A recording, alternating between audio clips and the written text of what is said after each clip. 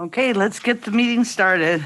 Roll call, Milt is not here, and Paul, but Paul is excused. Okay, could I get a motion to approve the agenda as submitted? Okay, Tim, is there a second? Doak, all in favor, say aye. Aye. Opposed? Hearing none, agenda is approved. Approval of the minutes from our March meeting. I move to approve the minutes from the Okay, previous Doak, meeting. is there a second? Second. Julie, okay, all in favor, say aye. Aye. Opposed? Hearing none, minutes are approved. Anybody here for public comment? Doesn't not look like it. Okay, then we'll move on to the unit manager reports. Good morning, everyone. I'm Sue Norton. I manage the Behavioral Health Department. The biggest things we have going on in our unit is I have 2 staff that likely within the next 2 weeks are going to be going out on maternity leave. And so we're working on just making sure that we can continue to meet the needs of their clients. What that could have an impact on is in the summer months when our data sheets come out with the number of contacts and everything, you may see a dip in some of those, hopefully not too much, but just logistically, everyone's taking on additional families so that you might see a difference. And I can probably say that would be the reason behind that. The other thing that we have had, and I think I touched on it maybe the last time I was here, is all of our behavioral health programs get audited. We were audited for all of them, and all the programs were recertified for 2 years, which is good. Any questions on the data or any questions? We've talked about in the past our crisis numbers continue to just keep plugging along and increasing. We have, as of today, 2 individuals in more of a longer term placement. A third will be discharged hopefully within this week. And at this moment, probably by the end of the week, we'll have 2 additional people in psych hospitals for crisis. So those numbers continue to just increase in comparison to last year. I would have to say, I'm assuming some of this is COVID related. And once again, I'll just reiterate that most of the people that we end up in our crisis system are not clients that we're serving.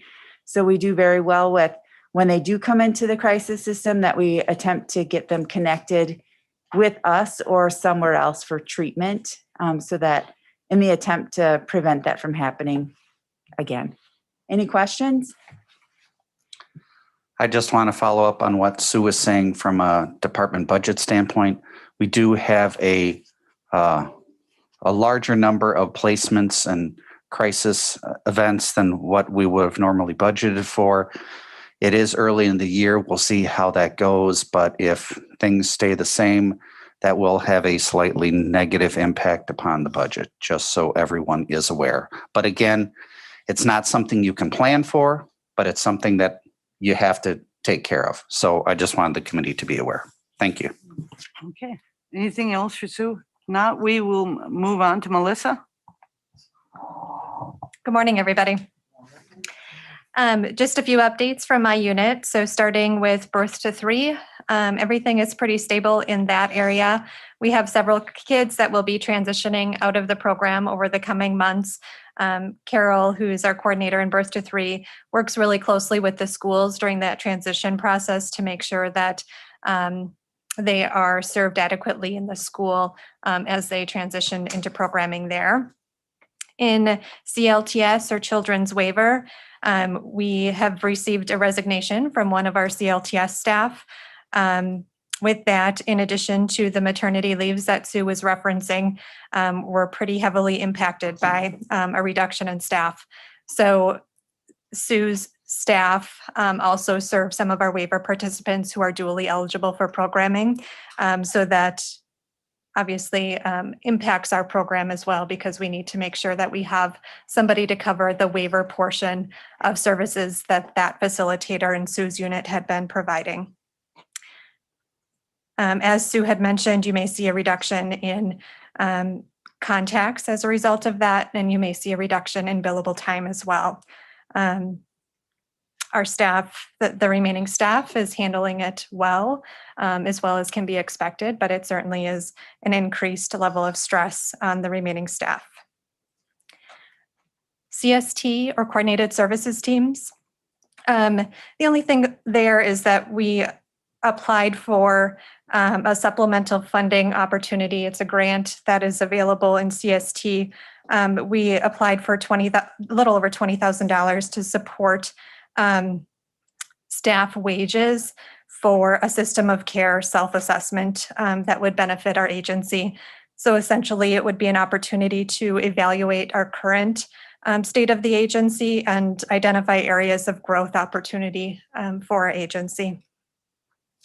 I think within a month or so, we should find out whether or not we've been approved for that. In adult protection, everything has been fairly stable there. We have seen the financial exploitation cases reduced in our county. The state is still tallying all of the impacts of financial exploitation statewide. And so far in 2020, they have the majority of the reporting calculated, but there's a few out there yet. But in general, in 2020, it's looking like there were a little over 1,600 financial exploitation cases statewide, totaling $29.6 million. And then in transportation, we're starting to see the number of ride requests beginning to increase. And it's also nice to see that we're seeing some of our drivers being more willing to come back and assist with the transports.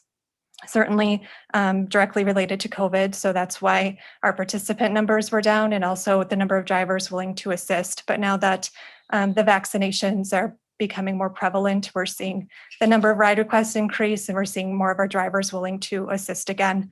So just on Tuesday, we provided the COVID training for 6 additional drivers. So that will be very helpful for us. Questions for me at all? Melissa, our employee that is leaving, maybe I missed it. We've lost a few employees in different departments, I believe. Correct, Scott? Currently, if we want to go from a personnel standpoint for the department in behavioral health, we have 2 that will be going on maternity leave. In CLTS, we have 1 resignation. And in CPS, we have had 1 resignation. And we have had 1 empty position within CPS as well. So let's call that right off the bat about 5. Plus, I had the contracted position that resigned and we just recently filled again. Are we able to get these filled in a reasonable time, or is the pool of candidates really, really hard to find? That's not an easy question to really answer. From the contract standpoint, we have folks that we have Helping Hands that does some of our recruitment, and they provide, I'll call it a list of possible candidates. As for their quality, I would leave that up to the unit managers to decide. When we had the 1 CPS, we did have 2 possible candidates that looked pretty good. We are going to choose one of them. That final one we may then either hold off or start another recruitment. Where I'm going with this, is dollars the issue? I mean, we've been down this already and we made our decision as a full board, but is money seem to be the driving force why we're losing people, or families are moving, things are happening? From what I've been, salary and benefits salary is always an issue, just in the respect that people want to be paid more. But some of the resignations don't necessarily have to do with pay. We know that in CPS it did, but in the others, it was what they're wanting for career goals was part of it as well. Some of them wanted to go more into therapy and counseling versus case management. So again, that's a kind of a career path choice. But to say that salary does not have any bearing, I think would be short-sighted to say that that's the case. And I would do it this way, Supervisor Kinnard. I would also then pose that question to the unit managers, only because they're a little bit closer to it than I am. So I would say benefits may have a huge impact through Helping Hands versus county employment. There's a large gap in the benefits that they have. I know I have lost staff specifically over benefits, particularly health insurance. I believe. If I may just make sure that what we're talking there is contracted employees versus county employees. Correct. Okay. And those contracted in my unit have been more of the revolving doors. We've spent $9,000 probably within the last year of recruiting new staff just to fill one position. They come in. The pool sometimes is okay. Usually we have one or two that we could maybe choose from, but I wouldn't say it's stellar. I've lost staff to who, like Scott had said, to career goals being different. And for some people, this is just a stepping stone that they want to get their hours, those types of things. So we have limitations. Do you hire them? Do you not hire them? But if you don't have anyone else qualified to do it, you kind of take that risk of doing so. I did have to do one termination within the last year. That was through a contracted position as well, through Helping Hands. I would say there's definitely, I don't know if this is what you're getting at, Supervisor Kenner, but a psychological impact as well from the actions the board has taken this year. You've heard me say before, this is a difficult job. When we find folks who can do it, we want to keep them. And part of the reason we want to keep them is it's expensive to recruit. And there just aren't a lot of folks out there, in my opinion, who have the skills, the stamina, the ability to handle some of the things we're asking of our staff. And that's something I hope we can do a better job of communicating to the board at large, because the candidate pool is not there. And we want to keep the folks we have who we've trained, who we know understand how it is that we do business and why we do things in a certain way and why we ask what we ask of staff, and then hopefully have the ability to reward them in some ways for doing that good work. The only thing that I will add is with my CLTS position, it was a county position. I'm hoping for one of our contracted staff to move into the county position. That process is not seamless either. And with that being said, though, the contracted position then is posted with Helping Hands. It's due to be closing tomorrow, and we have 3 viable candidates to interview. And if I may then follow up, one of the biggest issues, and I tried to address it in a step-by-step manner, has to do with contracted employees versus county employees. If you're going to put me on the stand, our contracted employees are essentially county employees. We pay them the same as if we pay a contracted employee the same as we do as a county employee. We give them very similar days off. We control their workday. We control their clients. The thing that separates us, and that just happened recently, is it wasn't that long ago, before I became Human Services Director, is that the county would interview the candidates and then direct Helping Hands as to whom to hire, which again makes us more of an employer than a contractor. We now, to partially separate that, is we have Helping Hands do that recruitment themselves, which we pay for, which we should. But in all honesty, these contract employees which have been with the county have been with the county for years. And to me, the purpose of a contract employee is to address any type of variations, usually increases in need for employees to deal with census increases or client increases. The client caseloads have not reduced. We've continued to have these contract employees. In fact, we have had contract employees for many, many years. And since if we already control when they work, who their clients are and the like, then let's really call them what they should be called, which is employees. The only difference is that then we have to provide them benefits, which is predominantly health and dental insurance, as well as WRS.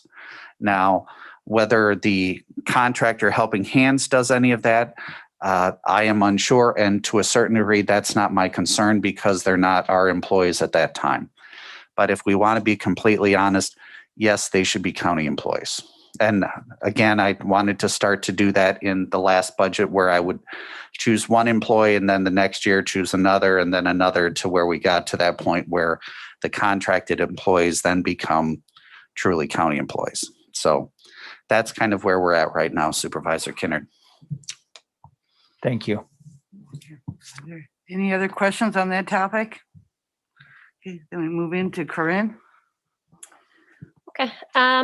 Our numbers again are what they are. They're definitely increasing. I'll just echo the staffing concerns of my co-supervisors and try not to repeat that too much. I have 3 workers now, roughly in the range, making the contacts of 4 workers. And I think that's something to be commended. We obviously have children in placement at a higher rate than we had previously. So that'll increase the foster care, kinship home contacts. We are licensing 3 new homes. So that's an additional expectation of staff during this period as well, while we're down a staff member. That we do have a couple of children, like we always do, that are on the verge of placement. We're holding together, hopefully with respite and other services through other units, and hoping we've done enough to avoid placements, but those are always a risk. That being said, we have, I think, made the decision to hire our student who has been with us for about a year-ish or so, a school year. Very excited about that. Despite what I said about the people not being out there, I think we're very lucky to fall into somebody who was a student. We could observe her work ethic and her ability to complete the tasks of this position before we were paying her, as this kind of a probationary period. And she comes with good skills and very highly recommended by her references. So I am, that previous comments aside, very excited about adding Brandy into our fold. I think she'll do well and fit nicely with us. I think that is about all I have for you guys. Nothing, substantial happening other than we are busy. And again, I'll echo the same comments and concerns of the supervisors who spoke before me, that we are now out of the pandemic, in my opinion, and things are returning to what I would say is either normal or an increased state of expectations for human services in our community. Any questions for her? Not, then we'll move on to Brian.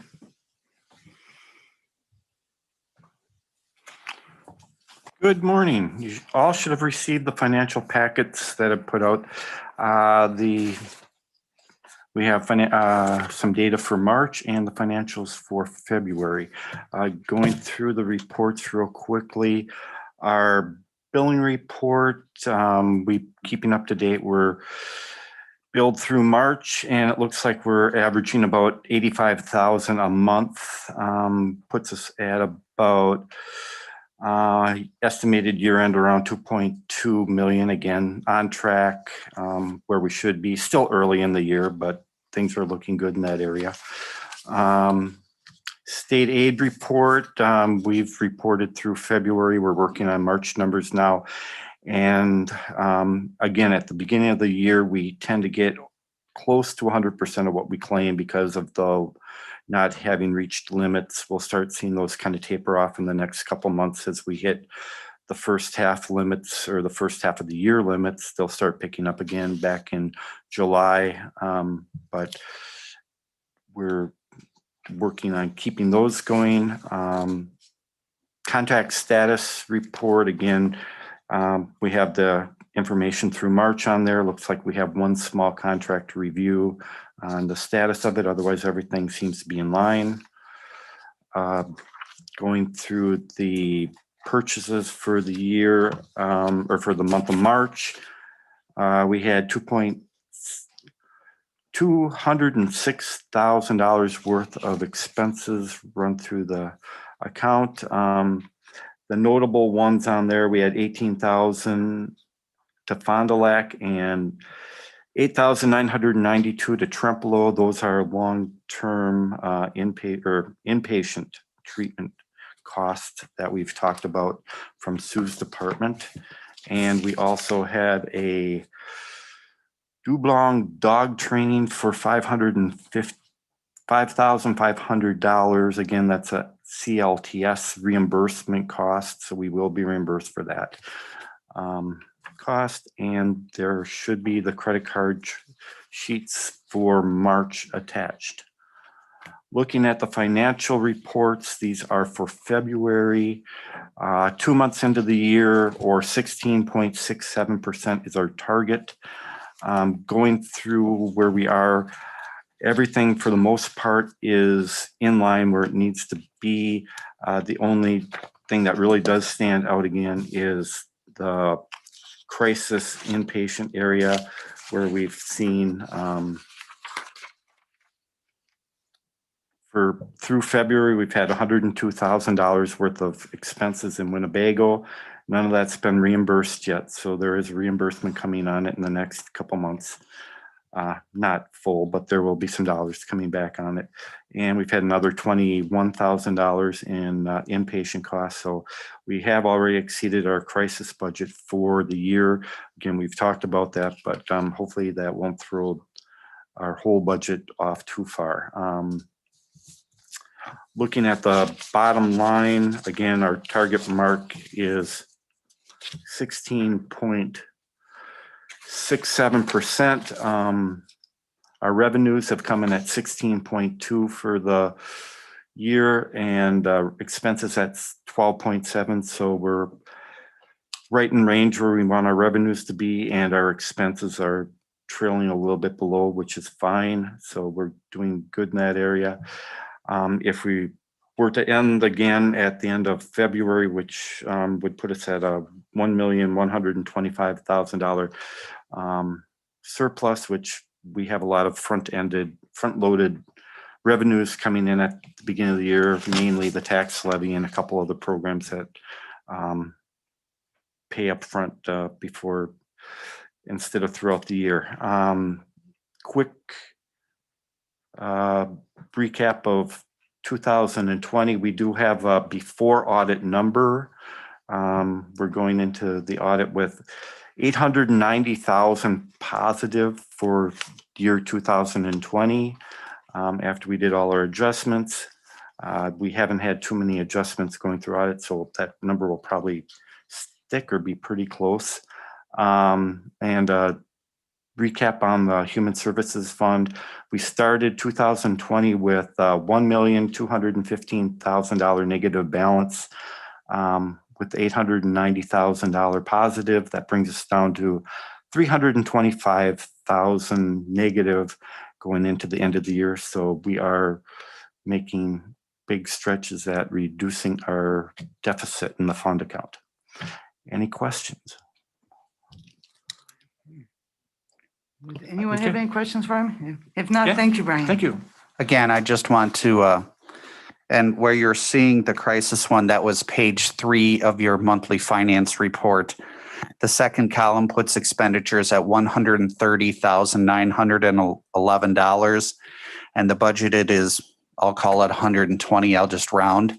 But again, crisis is crisis. We're obligated that when a person's in crisis, we must respond and take care of that. So that number is just going to continue to go up over the course of the year, but we've just been dealt a bad hand this early on, but we'll continue to go on. I just want people to be aware that as we go month to month, you'll continue to see that number, but there's a purpose for it and a reason why. So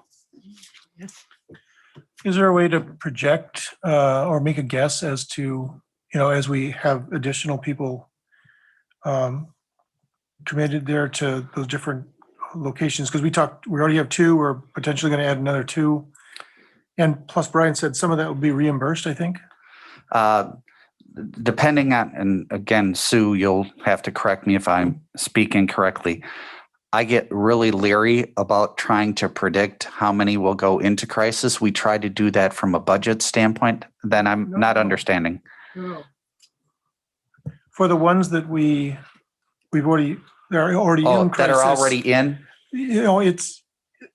I got a sense from Brian that this may look worse than it is because some of this may be reimbursed.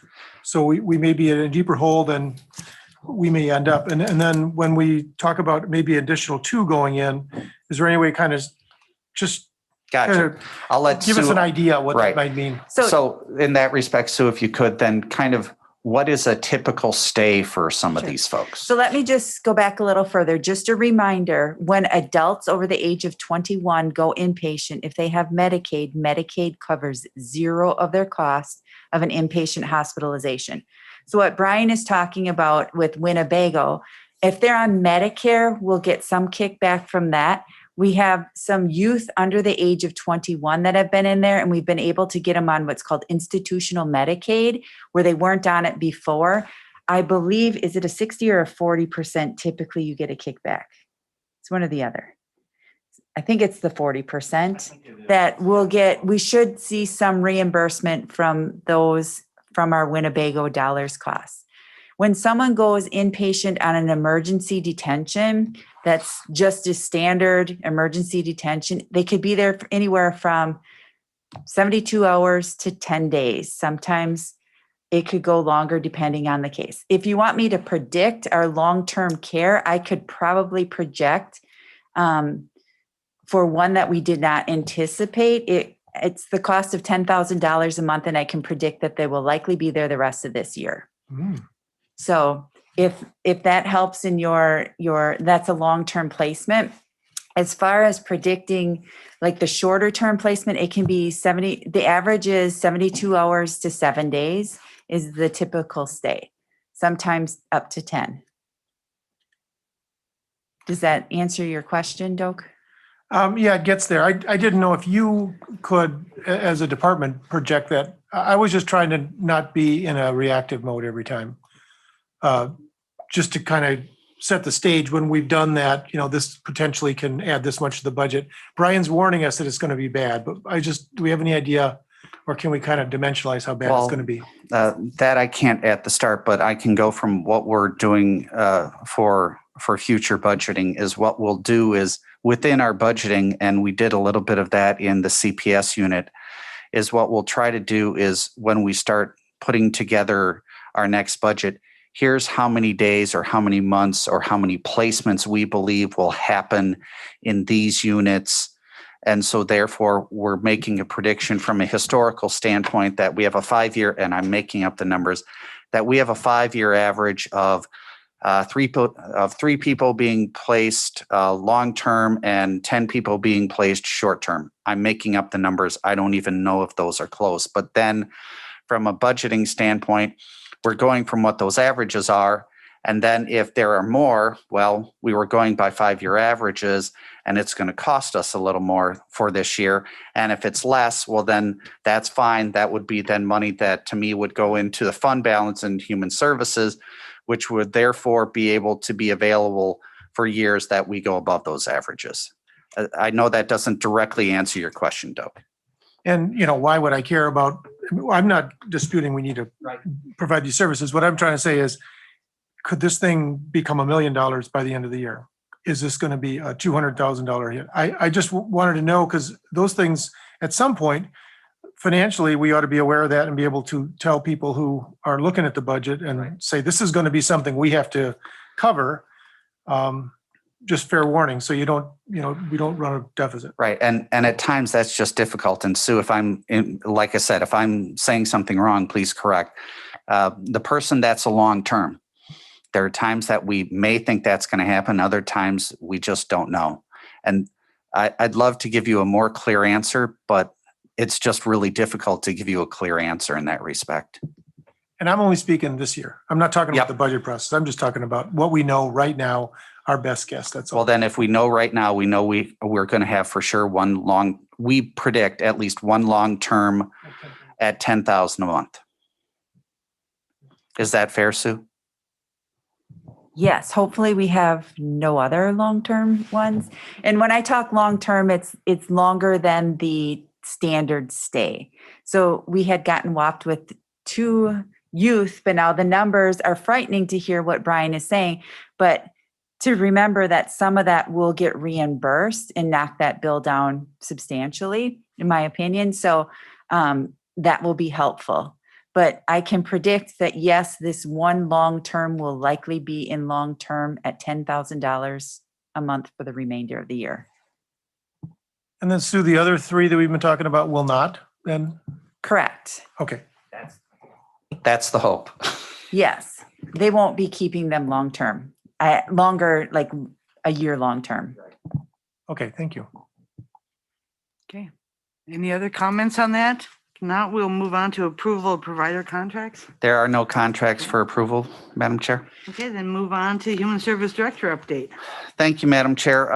I think we already kind of talked about two of the main things, which is again, staffing and the need for trying to have staffing. So I don't want to review that anymore. I think everyone has been educated as to some of the concerns and challenges that we're facing in that respect. In that same respect, we have also talked about some of these long-term placements and how that's going to have some financial consequences from a budgetary standpoint, so I won't go over that. But the third one I'll talk about is the Human Services Director. And I had told you last month that I was looking for someone that, let me back up, that I feel that I have been in this position now for a little over a year. And while I have learned a lot and I have a great deal of respect for the professionalism of our staff and our unit managers especially, I also have a great deal of respect for their patience. And part of the reason why is because it's difficult. In fact, you cannot do it where you can be a full-time county administrator and a full-time human services director. One of the jobs, if not both of them, falls short of what should be expected. And so it was approved that I could recruit. And as I had said last month, I wanted to find someone to replace me that was going to focus on administrative and financial, but then also understood the human services department in the work that they do and the clients that they serve. And so I was trying to find someone that kind of fit that bill. And I feel that I am lucky enough that I have been able to find that person. At the county board meeting, which will be the 27th, I will be recommending for approval that the new Human Services Director for Kiwani County is Jeff Wisnicki. He is currently the Corporation Counsel for the county. For those of you that may or may not know, from a Corporation Counsel standpoint, Human Services is the #1 client of the Corporation Counsel's office.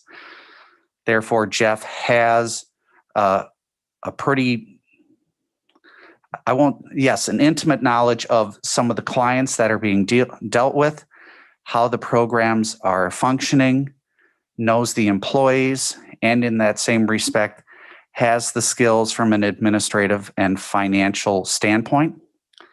Mr. Wisnicki will keep his title as Corporation Counsel. He will continue to be the Corporation Counsel for Kiwani County, but he will be resigning his position as Assistant District Attorney. That is a state position, not a county position. So Jeff will be in a dual role of Corporation Counsel and Human Services Director. I am excited by the opportunity, not only for Mr. Wisnicki, but for myself, in that I believe that the department can get someone that can devote pretty much their full-time efforts into the Human Services Department. He will be starting on the 26th of this month. I am, knock on wood, expecting that the county board will approve my recommendation the very next night. So he will start right away on the 26th, and I would wish him the best. That does not mean that I am now walking away completely. As you know, I still have an interest regarding the department, not only from a budgetary standpoint, but also from a staffing standpoint. So again, I want to thank Jeff for accepting the position, and I wish him the best of luck, and I think that things will go very well. Thank you. Jeff, I don't know if you want to say anything. If so, or if there are questions of Jeff, please, let's put him on the hot seat now. Just very briefly, thank you. I too am very excited about this opportunity. I'm very confident in our managers, our management staff, as well as the overall staff of the department. So I'm very confident that we have the department moving in the right direction. Now, the focus of the Human Services Department, of course, is to take care of those in our community that are vulnerable children, adults, and elders. So that needs to be our focus. But in doing that, we do need to be fiscally responsible. As Scott always tells me, if there's no money, there's no mission. So, but our focus will be on taking care of those vulnerable people in our community, and it will be my goal to do so fiscally responsible. It's my intention to start by really absorbing the day-to-day operations of the department to see how things go, and then we're going to tackle the issues as they come up one by one, and hopefully we're going to deliver some good results for you and Kiwani County. I'm very excited. It wasn't an easy decision to make to give up my assistant district attorney hat, but this is certainly an exciting opportunity, and I'm looking forward to it. So I'll take any questions you have. Yes. I think this is a great choice as well. Your mic, please, Doug. A great choice as well. What is the significance of giving up the ADA role in terms of, is this like going to be a domino effect where we're going to be having now to go out and secure a resource for that? No, that is a state position. So my position has always been very unique. So I'm half employed by the state. So I get a paycheck from the state of Wisconsin, and I get a paycheck from Kiwani County. And that's been around since the mid 80s, that arrangement. So I have tendered my resignation to the state. I'm presuming a confirmation later this month. And then the state, the district attorneys, the elected district attorneys and the assistant district attorneys are state employees, and the state through the Department of Administration fills that spot. I'm told it's probably won't be until June, July when that recruitment will take place. For whatever reason, I think the state, is a little more bureaucratic than we are, and it takes some time. Great, thank you. How do you intend to do both jobs? I intend to do the best of my ability, Ms. Teskey. I'm going to be moving my office from the courthouse to this building.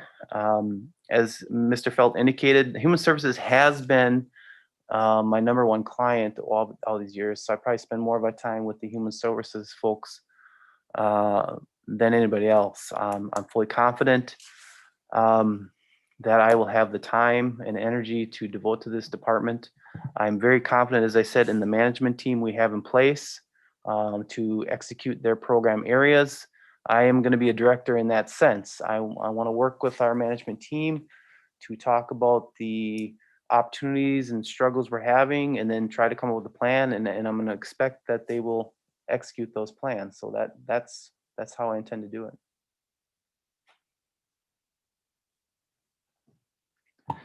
I'd like to piggyback on what Doak said. Very excited, Jeff, to have you on board. I think you're going to do a phenomenal job. So hopefully the full board feels the same way, which I would think they would. Second, I'd like to say, Scott, you've done a wonderful job. We can't forget everything that you've done for the county for the last year plus. So kudos to you. Yeah, and I want to go on record too that I think that's a wonderful choice. I'm very, very happy about it. I can't imagine that the county board won't all be in agreement. Milt? Do we need a motion at the committee level to confirm or anything? You don't have to have no. Yes, the short answer is no, in the respect that from a statutory and otherwise, I provide a recommendation to the board regarding a choice, and then the board either approves or doesn't approve. If the committee for some reason wants to do a motion recommending Mr. Wisnicki, that is all within your power, but ultimately it is my decision to put forth before the board, if that's making sense. Thank you, sir. I'd also like to say that I think this is an excellent choice. Jeff, I've known you since you were forever. And I think we've observed how well you work with the rest of the team. But I want to give kudos to this team back here, because I know what it's like to work without your boss, to have to sometimes do that level of work for months and months and months on end. And I've worked with some of these people for a long time, and just kudos to all of them. Thank you. Okay.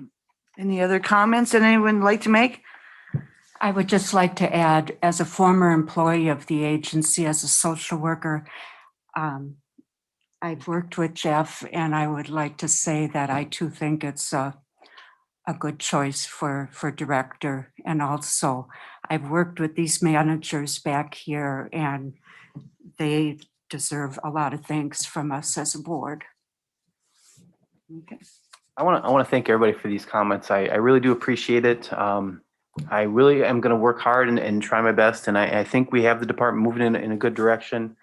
I've been here for a number of years, and I was here before we had this building here, and we had a number of offices scattered about the county. And I can tell you the department has slowly moved in a good direction. I think we're in a good place right now. Obviously, there's still work to do, don't get me wrong, but I think we're in a good place, and I'm hoping this is a good inflection point where I think we can set this department on good footing going forward. So thank you. Okay, thank you. Could I just interject as well? Thank you for the nice comments. I also just want to thank all our dedicated staff, because we sit here, we report the numbers, we report the progress. We do a part of that, but they're the ones out there on the ground in the day-to-day operations, dealing with these vulnerable individuals who can be very challenging, both, just to figure out what's going on, and emotionally challenging as well. So I think they deserve a large thank you too. I think of some of the progress that we've made. We wouldn't have been able to make it without good staff on board. Okay. Any other comments? If not, anything else to come before? No, Madam Chair. Okay, then our next meeting will be May 20th at 8 a.m. Is that agreeable with everyone? Okay. I will not be at that meeting, just so you're aware. Okay. Then the only other thing is motion to adjourn. Make a motion to adjourn. Okay, Doke and I'll Joanne second. is second. All in favor, say aye. Aye. Opposed? We are adjourned.